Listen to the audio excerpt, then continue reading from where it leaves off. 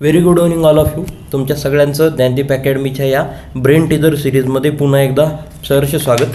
तर आज आपण जो क्वेश्चन सेट डिस्कस करणार आहोत तो क्वेश्चन सेट नंबर आहे 15 आणि तो आहे भूगोल विषयाचा. तर सर्वप्रथम आजचा आपण पहिला प्रश्न बघूयात. प्रश्न पहिल्यामध्ये त्यांनी जोड्या लावाबद्दल प्रश्न विचारला आहे. त्यामध्ये त्यांनी स्तंभ अ मध्ये सूर्यकुल उत्पत्तीबद्दलच्या गोष्टी दिल्यात आणि स्तंभ ब मध्ये त्याचे संशोधकाची नावं दिलेत. तर आपल्याला हा क्वेश्चन सॉल्व करण्यासाठी या गोष्टी माहीत असणं गरजेचं आहे. इथं तुम्हाला काही कन्सेप्च्युअल्स हे जे आहे ते एकदम स्टॅटिक पोर्शन आहे. इथं तुम्हाला कोणती गोष्ट कोणी संशोधन केले हे माहिती असल्याशिवाय हा प्रश्न सॉल्व करणं अवघड आहे. त्यामुळं तेजोमय परिकल्पना याच्याबद्दल जर कधीही कुठेही आलं तर तेजोमय परिकल्पनेचं संशोधक जे आहेत ते लाप्लास आहेत. त्यानंतर उल्का उत्पत्ती परिकल्पनेचे जे संशोधक आहेत ते लॉकियर हे आहेत. ग्रहकण परिकल्पनेचे संशोधक जे आहेत ते मुल्टन आहेत आणि भरती परिकल्पनेचे संशोधक आहेत ते जेम्स जीन्स आहेत. तर ह्या सिक्वेन्सनुसार पर्याय क्रमांक 3 हे तुमचं या प्रश्नाचं उत्तर येईल. तर ह्या चारही गोष्टी तुम्हाला माहिती असणं गरजेचं आहे. तर ह्या एकदा रीड अँड रिवाइज व्यवस्थित करून घ्या. त्यानंतरचा क्वेश्चन दुसरा त्यांनी परत जोड्याजुळवावरच विचारला आहे. त्यांनी विचारलं की इथं काय केलं त्यांनी स्तंभामध्ये खडकाचे प्रकार दिलेत आणि स्तंभमधला खडक दिला आहे. तर मग स्तंभमधले जे खडक दिले ते कोणत्या खडकाच्या प्रकार येतात असं त्यांनी विचारलं आणि ते जोड्याजुळव असं सांगितलं. तर मग ह्याच्याबद्दल ह्या क्वेश्चनमध्ये आपल्याला थोडंसं आणखी कन्सेप्च्युअल माहिती घेता येईल. तर ह्याच्यामध्ये काय सांगितलं त्यांनी की बहिर्गत अग्निजन्य खडक, अंतर्निर्मित अग्निजन्य खडक, जलजन्य खडक आणि रूपांतरित खडक. तर आता ह्याच्यात बहिर्निर्मित खडक म्हणजे काय असतात? जे खडक ज्या भूपृष्ठावर शिलारस येतो आणि शिलारस आल्यानंतर तो शिलारस थंड होऊन जो निर्माण झालेला खडक असतो तो बहिर्निर्मित खडक असतो. अंतर्निर्मित खडक म्हणजे काय? एक्झॅक्ट बहिर्निर्मितच्या उलटं की भू अंतर्गत म्हणजे जमिनीच्या अंतर्गत भागात शिलारस थंड होऊन जे निर्माण झालेला खडक असतो त्याला अंतर्निर्मित अग्निजन्य खडक असं म्हणतात. आणि जो रूपांतरित खडक असतो, रूपांतरित खडक म्हणजे काय की भूअंतर्गत किंवा बाहेरगत परिणामानं त्या खडकाच्या संरचनेत किंवा गुणधर्मात बदल होऊन निर्माण झालेला खडक म्हणजे काय?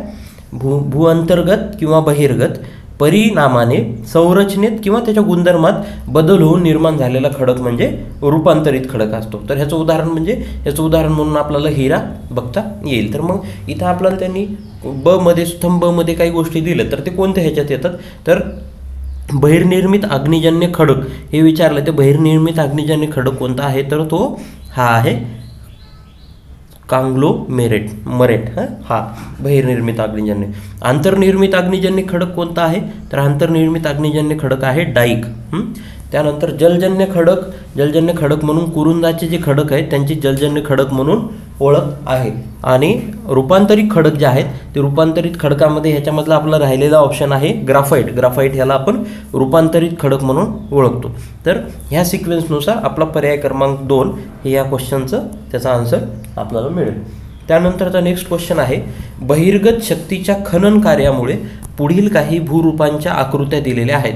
त्यांची निर्मिती कोणत्या बहिर्गत शक्तीमुळे झालेली आहे याचा योग्य पर्याय निवडा. म्हणजे पुढं काही त्यांनी भूरूपांच्या आकृत्या दिल्यात आणि त्या भूरूपांच्या आकृत्या कशामुळं कोणत्या बहिर्गत शक्तीमुळं त्याचा निर्मिती होते हे त्यांनी विचारले. तर आता यू आकाराची दरी इथं आपली ही जी पहिली डायग्राम आहे ही यू आकाराची दरी आहे. दुसरी जी आहे ते गळईबद्दल आहे. तिसरी आहे बारखन आणि चौथी आहे आपल्या सागरी कमानाबद्दलची.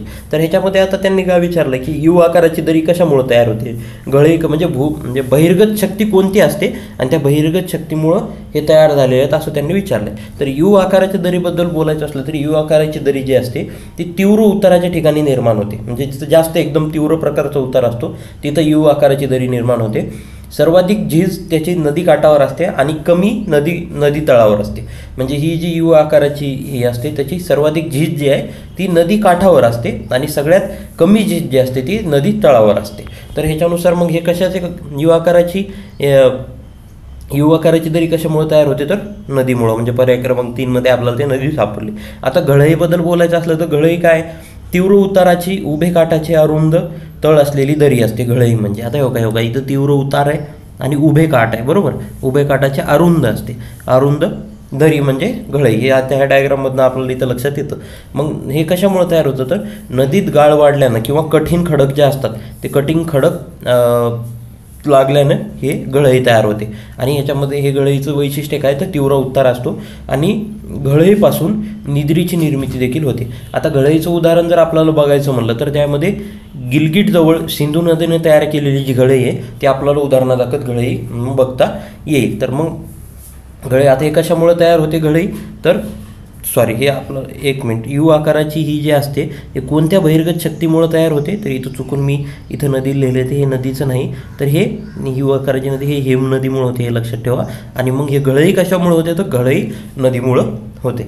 मग जे बारखान असतं बारखानबद्दल काय सांगता येईल आपल्याला की बारखान निक्षेपण भूरूपेचा हा प्रकार असतो. बारखान म्हणजे जे आपले डिपोजिशनल लँडफॉर्म असतात त्याचा हा प्रकार आहे आणि याला चंद्राकृती टेकड्या म्हणतात या बारखानला. ह्याचं वैशिष्ट्य काय तीव्र उतार असतो बाजू जे असते बहिवक्र किंवा आंतरवक्र असते. मग हे कशामुळे तयार होतं हे बारखान तर हा कशाचा प्रकार आहे निक्षेपण भूरूपांचा प्रकार आहे म्हणून हे वाऱ्यामुळं तयार होतं. आणि जे कमान असतात ह्याला सागरी कमानाबद्दल आपल्याला काय सांगता येईल की समुद्रांतर्गत भागात शिरलेल्या डोंगर भागावर दोन्ही बाजूंनी सागरी लाटाचा मारा होतो आणि मारा होऊन दोन्ही बाजूस गुहा निर्मिती होते. म्हणजे गुहेसारखं निर्माण झालं बघा इथं पण झालंय इथं पण झालंय. मग ही दोन्ही बाजूनं गुहा निर्मिती म्हणून ह्या दोन्ही गुहा मिळून हा बोगदा तयार झाल्यासारखं होतो म्हणून ह्याला सागरी कमान म्हणलं जातं. म्हणून हे कसं समुद्र लाटामुळे तयार होतात म्हणून पर्याय क्रमांक 2 हे तुमचं याचं उत्तर असेल. नेक्स्ट क्वेश्चन काय आहे की ज्वालामुखीच्या उद्रेकामुळे निर्माण झालेल्या भूरूपाच्या खालील आकृत्यांचा योग्य पर्याय निवडा. तर आता त्यांनी काय विचारलं की ज्वालामुखीमुळं ज्वालामुखीचा जो उद्रेक असतो त्याच्यामुळे निर्माण झालेले काही भूरूप दिलेत आणि त्याचा योग्य पर्याय निवडा असं सांगितलं. मग त्यांनी इथं डायग्राम दिल्या त्या डायग्राम कोणते आहेत असं विचारलं. तर पहिली डायग्राम जर व्यवस्थित आपण अ नंबरची बघितली तर ही अ नंबरची डायग्राम आहे ती ॲसिड लावा शंकू आहे. ही ब नंबरची जी डायग्राम आहे ही जी ब नंबरची डायग्राम आहे ती बेसिक लावा शंकू आहे. क नंबरची जी डायग्राम आहे ही सिंडर शंकू आहे आणि ड नंबरची ही जी डायग्राम आहे ती संमिश्र शंकू आहे. तर मग ह्याच्यामध्ये आपल्याला काय सांगता येईल की ह्याच्याबद्दल आपल्याला बेसिक माहिती काय सांगता येईल. जे ॲसिड लावा शंकू असतात त्याच्यात काय असतं सिलिकाचं प्रमाण जास्त असतं. लावा घट्ट असल्यामुळे लवकर थंड होतो. उंच आणि तीव्र उताराचे हे ॲसिड लावा असून स्फोटक असतात. आणि आता बेसिक लावाबद्दल आपल्याला काय सांगता येईल की लोह आणि मॅग्नेशियम जास्त असतं. लावा प्रवाही असल्यानं दूरवर पसरतो तो आणि विस्तारानं जास्त आणि उंचीनं कमी असतो. तर त्यानंतर तिसरा आहे सिंडर शंकू. सिंडर शंकूबद्दल आपल्याला काय सांगता येईल की ज्वालामुखीत उद्रेकाने राख धूळ खडकांचे तुकडे साचून तयार टेकड्या होतात. सिंडर शंकू कशामुळे तयार होतो तर ज्वालामुखीत उद्रेकातून राख धूळ खडकांचे तुकडे साचून तयार टेकड्या. लावारस कमी प्रमाणात असतो आणि शिलारस याचा घट्ट असतो. संमिश्र शंकूबद्दल आपल्याला काय सांगता येईल की कधी लावारस तर कधी राख बाहेर पडून हा संमिश्र शंकू तयार होतो आणि सर्वाधिक प्रकारचे शंकू या संमिश्र शंकूमध्ये आपल्याला पाहायला मिळतील. तर या प्रश्नाचं उत्तर पर्याय क्रमांक 3 आहे. नेक्स्ट क्वेश्चन आहे खालीलपैकी कोणता रासायनिक विदारणाचा प्रकार नाही. तर ह्याच्यामध्ये त्यांनी खाली 3 गोष्टी दिल्यात जे रासायनिक विदारणाचे प्रकार आहेत. एक ऑप्शन त्यांनी दिला आहे तो रासायनिक विदारणाचा प्रकार नाही असं त्यांनी विचारले. तर द्रवीकरण भस्मीकरण कमार्ल क्रिया आणि क्षरण क्रिया ह्याच्यामधला जो क्षरण क्रिया हा जो प्रकार आहे तो रासायनिक विदारणाचा प्रकार नाही. कारण हे जे क्षरण असतं हे क्षरण 3 प्रकारचं असतं. ह्याच्यामध्ये एक क्षरण जे असतं ते नदीद्वारे झालेलं असतं. म्हणजे नदी हे आता नैसर्गिक आहे त्याच्यात रासायनिक काही नाही. दुसरं जे असतं ते हिम नदीद्वारे झालेलं असतं. आणि तिसरं जे प्रकारचं इरोजन असतं म्हणजे क्षरण असतं ते वाऱ्याद्वारे झालेलं असतं. ह्या तिन्हीमध्ये आपलं रासायनिक काहीच नाही म्हणून क्षरण क्रिया हे जे चौथा ऑप्शन आहे हा रासायनिक विदारणाचा प्रकार नाही. नेक्स्ट क्वेश्चन आहे तुमचा खालीलपैकी कोणते भूरूप भू अंतर्गत शक्तींचा परिणाम असतात. म्हणजे जमिनीच्या अंतर्गत ज्या शक्ती असतात त्याचा परिणाम म्हणून कोणतं भूरूप आपल्याला ओळखता येतं असं त्यांनी खाली विचारलं. तर याच्यामध्ये एक कोणता परिणाम नाही असं विचारलं. म्हणजे 3 गोष्टी ज्या आहेत त्या भू अंतर्गत शक्तीचा परिणाम म्हणून भूरूप तयार झालेले आहेत आणि एक जो असा प्रकार आहे तो या भू अंतर्गत शक्तीचा परिणाम नाही असं त्यांनी विचारले. मग हे भू अंतर्गत शक्तींच्या परिणामाने वळ्या प्रस्तरभंग जोड यामुळे प्रवण निर्माणकारी हालचाली होऊन भूरूपे तयार होतात. हे कशामुळे होतं तर भूअंतर्गत शक्तीमुळे होतं. मग ह्याच्यामधले जे गट पर्वत असतात गट पर्वताबद्दल आपल्याला काय सांगता येईल अंतर्गत हालचालीने भूकवचावरील कठीण खडकांना परस्पर विरुद्ध दिशेने भ्रंश होऊन प्रस्थभंगादरम्यान प्रदेश उंचावणे. याचं जर उदाहरण बघायचं म्हणलं ह्या गट पर्वतचं, तर हे मेघालय पठार जे आहे हे आपल्याला गट पर्वतचं उदाहरण म्हणून बघता येईल. त्यानंतर जे अवशिष्ट पर्वत असतात, अवशिष्ट पर्वत कशामुळे तयार होतात, तर हे बाह्य शक्तीच्या परिणामाने तयार झालेले असतात. तर आपल्याला त्यांनी काय विचारले, भू अंतर्गत शक्तीनं कोणतं तयार होत नाही, तर अवशिष्ट पर्वत हे बाह्य शक्तीच्या परिणाम झालेले असतात. त्यामुळं हा पर्याय त्याच्यात येत नाही, बाह्य शक्तीच्या परिणामाने. याचं उदाहरण जर आपल्याला बघायचं असेल तर याचं उदाहरणाद्वारे आपल्याला सांगता येईल की निलगिरी पर्वत जे आहे ते अवशिष्ट पर्वताचं उदाहरण म्हणून आपल्याला पाहता येईल. मग हे कोणतं, पर्याय क्रमांक 3 हे या पर्यायामध्ये बसत नाही. तर मग आपल्याला जर खचदरीबद्दल माहिती घ्यायची असली तर भूअंतर्गत शक्तीने भूकवचाच्या ऊर्ध्वगामी व अधोगामी खडकांमध्ये भ्रंश निर्माण होऊन भूकवचाचा भाग खाली खचणे याला खचदरी म्हणतात. आणि ह्या खचदरीचं जर उदाहरण आपल्याला बघायचं म्हणलं तर नर्मदा नदीची खचदरी हे आपल्याला त्याचं उदाहरण बघता येईल. तर ह्याच्यामधला हा पर्याय क्रमांक 3 जो आहे हा तुमचं याचं हा बाह्य शक्तीच्या परिणामाने तयार झालेला असतो, म्हणून भूअंतर्गत शक्तीचा परिणाम कोणावर नाही तर अवशिष्ट पर्वतावर नाही. नेक्स्ट क्वेश्चन आहे, बिग बँग थेअरी हा प्रत्यक्षात इतिहासपूर्वकालीन अणूचा सिद्धांत प्रथम त्यांनी कोणी प्रस्तावित केला असं ते विचारले, तर जॉर्जेस लिमैत्रे हे जे आहेत यांनी 1927ला हे मांडलं होतं. त्यामुळं पर्याय क्रमांक 2 हे तुमचं त्याचं उत्तर आहे, जॉर्जेस लिमैत्रे. नेक्स्ट क्वेश्चन आहे तुमचा, चंद्रशेखर मर्यादा डॅडॅश आहे. म्हणजे चंद्रशेखर मर्यादा म्हणजे काय असतं, तर एखाद्या बटुताऱ्याची कमाल वस्तुमान दर्शवणारी मर्यादा म्हणजे चंद्रशेखर मर्यादा होय.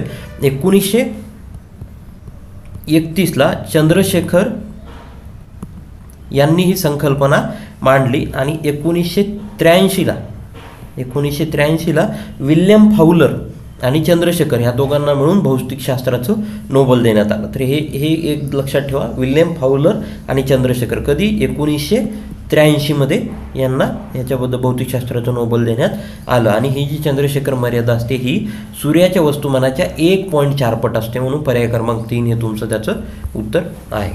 नेक्स्ट क्वेश्चन आहे, डॅडॅश हा सूर्याच्या सगळ्यात जवळ आणि आपल्या सूर्यमालेतील सगळ्यात लहान ग्रह आहे. आता हे तर तुमच्या स्टेट बोर्डमध्ये तुम्हाला एकदम सरळ ओळीमध्ये मिळून जाईल. एकदम बेसिक आणि साधा क्वेश्चन आहे.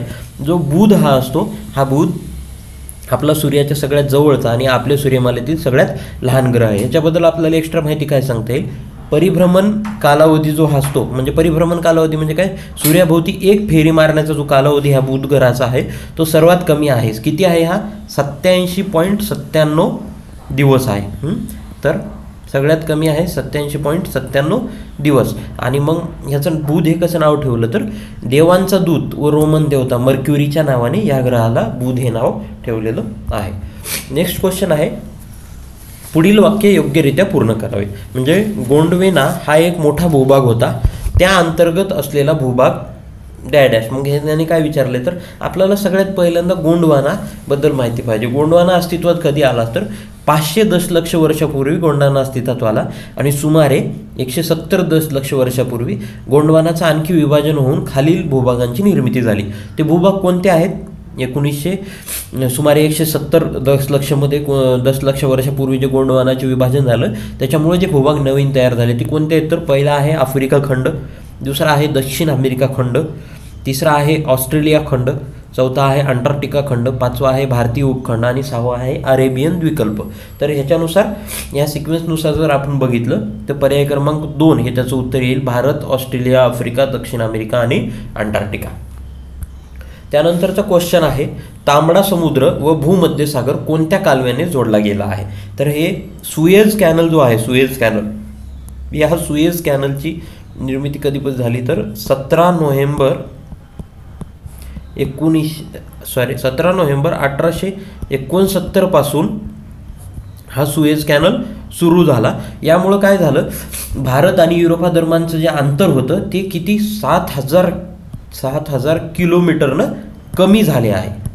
तर हे दोन गोष्टी सुएझ कॅनलबद्दल सांगता येईल. आणि सुएझ कालव्यानं तांबडा समुद्र आणि भूमध्य महासागर हा जोडला गेलेला आहे. तर हे दोन ह्याच्याबद्दलची आपल्याला माहिती घेता येईल, म्हणून पर्याय क्रमांक 1 ह्याचं तुमचं उत्तर असेल. त्यानंतरचा क्वेश्चन आहे, एकदम स्टॅटिक क्वेश्चन आहे की वातावरणाचा किती भाग नत्र वायू व्यापतो. तर आता ह्याच्यामध्ये कसं आहे बघा की वातावरणाचा किती टक्के भाग नत्र वायूने व्यापलेला आहे असं त्यांनी विचारले.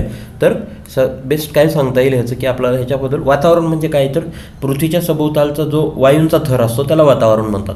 भूपृष्ठापासून म्हणजे आपल्या जमिनीपासून 30 किलोमीटर अंतरापर्यंत एकूण वातावरणाचे 98% वस्तुमान आपल्याला आढळतं. मग ह्याच्या वातावरणामध्ये काय काय असतं, जर आपण वायूप्रमाणे बघितलं तर नायट्रोजन ह्याचं जर आपण प्रकार, नायट्रोजन ह्या वायूचं जर वातावरणातलं प्रमाण बघितलं तर ते 78.084 आहे. आपल्याला तेच विचारलं आहे नत्रवायू किती व्यापतो. त्यानंतरचं दुसरं जर आणखी वातावरणातलं म्हणलं तर ऑक्सिजन, तर ऑक्सिजनचं प्रमाण वातावरणातलं किती आहे तर 20.947 एवढं ऑक्सिजनचं प्रमाण आहे.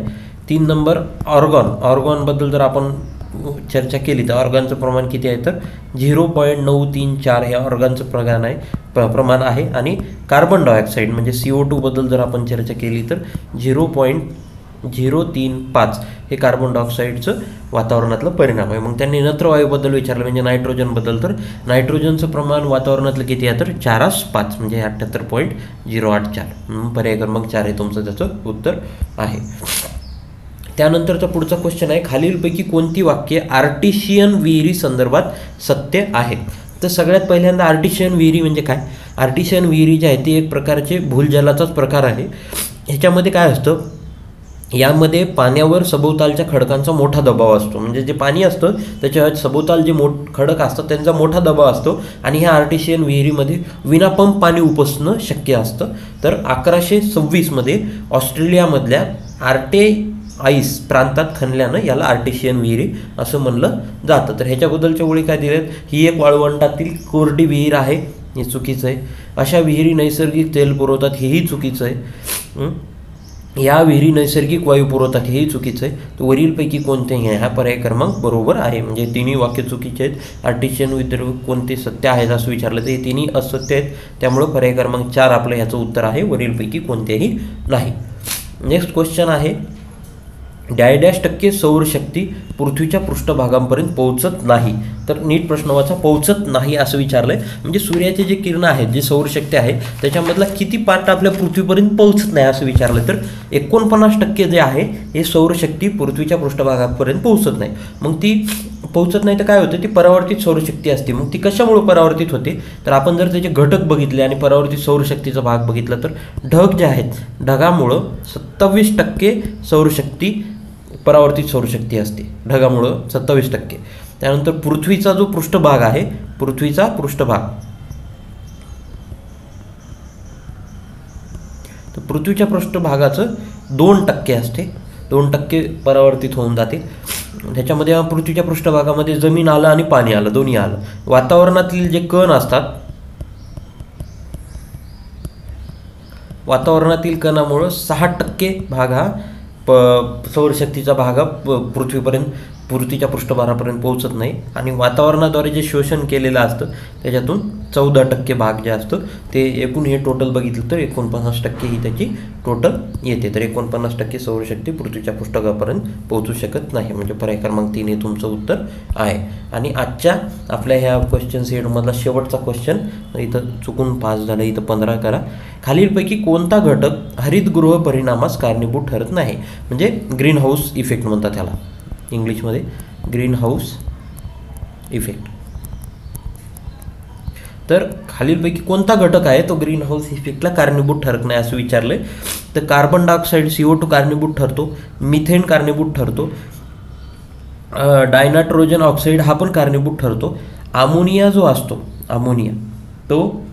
जो असतो तो कारणीभूत ठरत नाही. म्हणजे पर्याय क्रमांक 4 हे तुमचं त्याचं उत्तर आहे. तर ह्याच्याबद्दल आपल्याला काय सांगता येईल, हरितगृह वायू म्हणजे काय की जे वायू पृथ्वीच्या वातावरणामध्ये उष्णता अडकून ठेवतात त्यांना हरितगृह वायू म्हणतात. मग हरितगृह वायू CO2 जो आहे तो सर्वात मोठा कारणीभूत घटक आहे. मिथेन त्यानंतर येतो, त्यानंतर नायट्रस ऑक्साईड येतो, त्यानंतर फ्लोरोकार्बन येतं, त्यानंतर हायड्रोफ्लोरोकार्बन येतं, त्यानंतर ओझोन येतो आणि सगळ्यात शेवटी पाण्याची वाफ येतो. तर ह्याच्यात कोणता हरितगृह कारणीभूत ठरत नाही, तर मग अमोनिया जो असतो तो त्याच्यात कारणीभूत ठरत नाही, म्हणून पर्याय क्रमांक 4 हे तुमचं त्याचं उत्तर असेल. तर विद्यार्थी मित्र होतो हा होता आजचा आपला क्वेश्चन सेट आणि त्याच्याबद्दलचे 15 MCQ आपण इथे डिस्कस केलेत. आशा आहे तुम्हाला ही माहिती समजली असेल. लवकरच भेटू पुढच्या लेक्चरमध्ये. Thank you so much. Have a great day.